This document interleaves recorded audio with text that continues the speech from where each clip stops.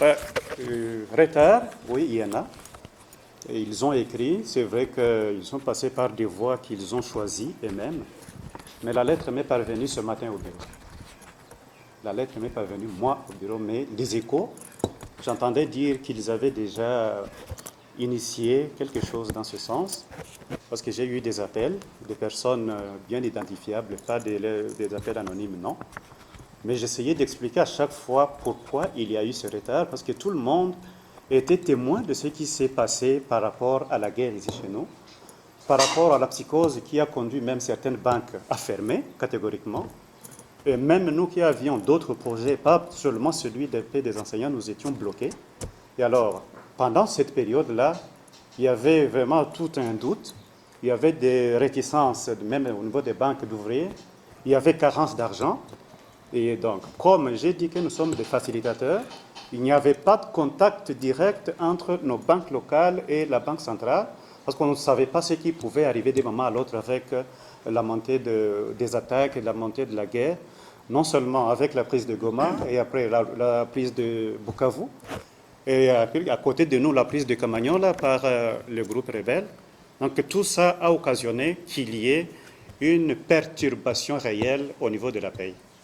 Et je pense, s'il faut être franc avec les gens, c'est normal aussi que les gens puissent réclamer leur salaire. Je ne peux pas les condamner pour ça. Je trouve que c'est tout à fait légitime. Mais j'ai demandé qu'ils puissent passer par des canaux de communication qui sont capables de leur montrer en quoi consiste la réalité qui a causé ce retard. Bon, ce que je peux dire, c'est qu'il y a eu manque d'informations réelles.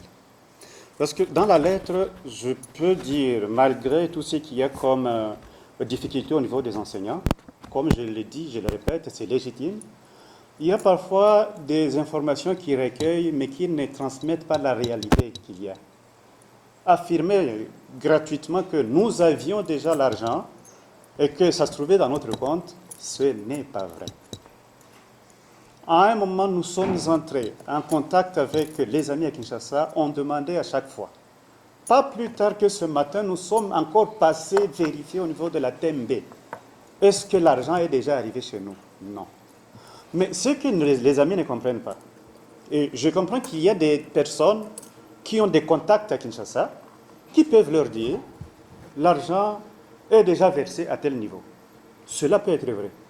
Mais quitter maintenant Kinshasa, parfois c'est avec, je pense, Equity Bank, qui travaille, Equity Bank, l'argent peut arriver à ce niveau, mais le temps de quitter la transaction d'une banque à une autre, je vais dire plus concrètement jusqu'à notre TMB ici, ça prend du temps.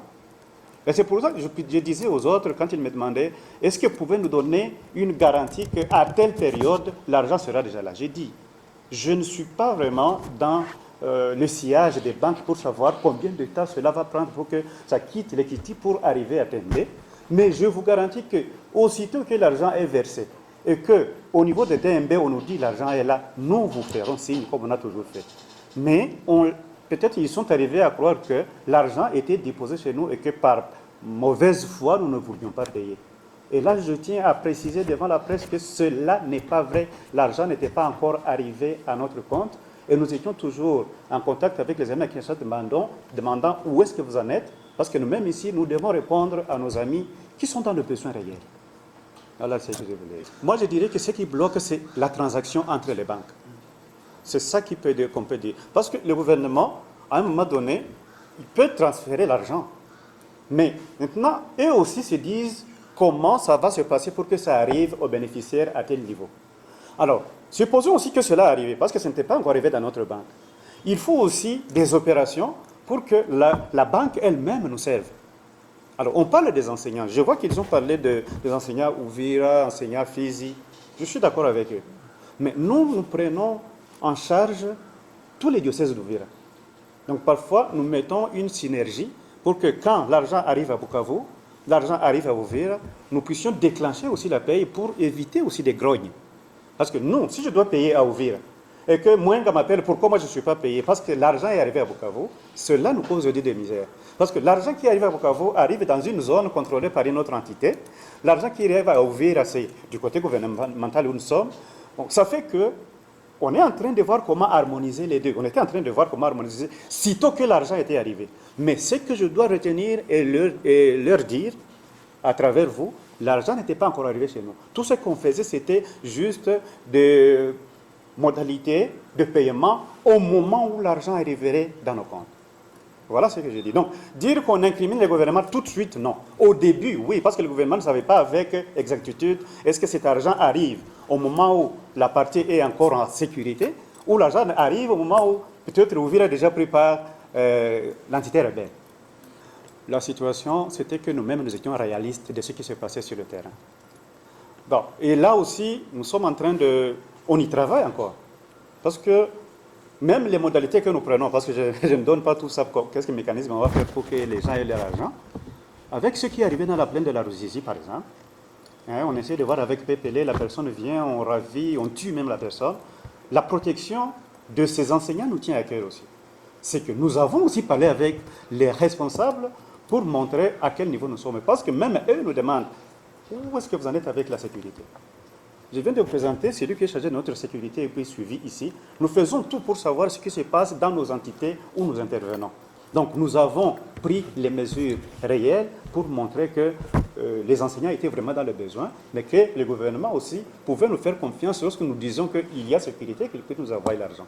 Alors, à un moment donné, on avait juste dit, si l'argent est logé dans les comptes au niveau de Kinshasa, nous savons que l'argent est là, maintenant on peut voir comment ils vont faire les virements pour que ça arrive ici et qu'on garantisse aussi la distribution de cet argent, tout en gardant à cœur la sécurité de ces personnes, de ces bénéficiaires. Administrative, ce n'est pas du tic au tac. On a écrit la lettre et directement pas, on exécute. Il devait étudier et vérifier si réellement cette banque BCC commence à travailler ici pour qu'on voie un peu s'il peut faire ces transactions avec Tembe par qui nous passons avec le compte. C'est ce qu'il y a eu. Et de là maintenant, il fallait que ceux qui s'en occupent, je l'avais dit, nous faisons la transition, nous facilitons la tâche. Il devait maintenant y avoir ce qu'on appelle des OPOV, qui doivent être adressés à des banques payeuses. Banques payeuses, c'est comme Tembe, c'est comme BCC, Equity Bank, au niveau de Bukavu. Et cela, ça a aussi traîné. Juste dernièrement, avec ça, on a eu maintenant une assurance qui nous ont dit le processus est là. Le 28 de ce mois, il vient de s'écouler. Moi, j'étais en réunion avec les syndicalistes où je les ai partagés, ce qu'on est en train de dire ici. Je parlais avec le président, donc au niveau provincial. J'ai partagé cette situation. Et en ce moment-là, on était ensemble. On a appelé encore Kinshasa.